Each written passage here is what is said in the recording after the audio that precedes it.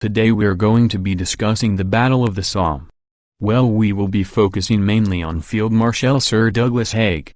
The Battle of the Somme began on July 1, 1916. In 1915, Britain wasn't able to launch any major attacks against the enemy. But that was about to change. The volunteers that made up the new army were ready to go to war. The battle would be to attack in the Picardy north of the River Somme and break through the German forces and exploiting the gap and defeating the enemy. Haig's plan was originally going to use 750,000 men in this operation. After a day of British bombardment of bombs and artillery firing at the German side, British soldiers proceeded to move across no man's land at 7:30 in the morning. They were then absolutely destroyed by machine gun fire and explosions. The advance was stopped because of wire and unexpectedly heavily defended trenches. The French Sixth Army did well on their end in this attack.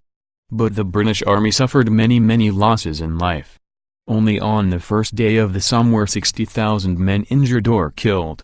The bombardment of shells were ineffective at caving in the enemy trenches, and the delay between the barrage and the men getting sent over the top was large enough so that the Germans could set up again and fight back. Haig didn't think of an alternative plan because he didn't have faith in the new troops to do anything other than the orders given to them pre-battle. The way communication worked also meant that anything he heard from the battlefield would be outdated by the time it made its way to him. Now this brings up the name people have given Haig, the Butcher of the Somme. Now we will discuss today whether or not he actually deserves to be called that way. I will be attacking and defending Haig here. First off, I will be listing some examples of Haig being a ding-dong.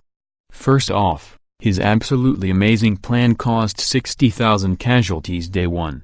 Not a very good plan after all. There are a few examples of Haig acting like a ding-dong. Like, quote, successful attack this morning, end quote. This is clearly incorrect because there was no successful attack at all. Another would be, quote, it did not bother Haig that his war was so much more comfortable than that of the men he commanded, end quote, from General de Groot in 1988. This quote calls Haig out for the fact that he doesn't have to work hard at all. All he has to do is sit back and give orders without putting his life on the line. He doesn't care about his men, which is further shown by the quote, the way to capture machine guns is from grit and determination, end quote. This came from Haig himself and just shows how less he cares about his troops. Clearly grit and determination isn't the way to handle machine guns. No normal person who cares about his troops' lives would see them as cannon fodder or chess pieces like this. Although the same could be said the other way around. Haig had excuses such as what I was talking about in the previous video. The German trenches were better built and could withstand artillery shells and bombing. Some more evidence is from, quote, if the criteria of a successful general is to win wars, Haig must be judged as success, end quote. By Philip Warner, 1991.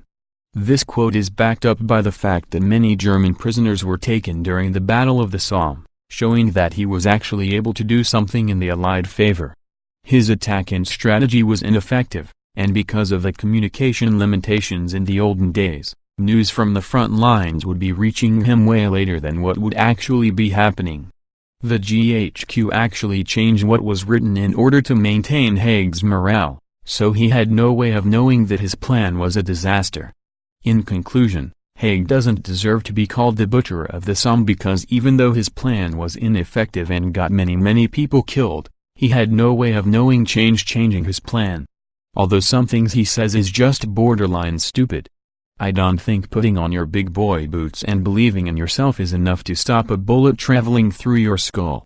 I mean, you're welcome to try it yourself, dear viewer, if you want, but I can't guarantee your safety.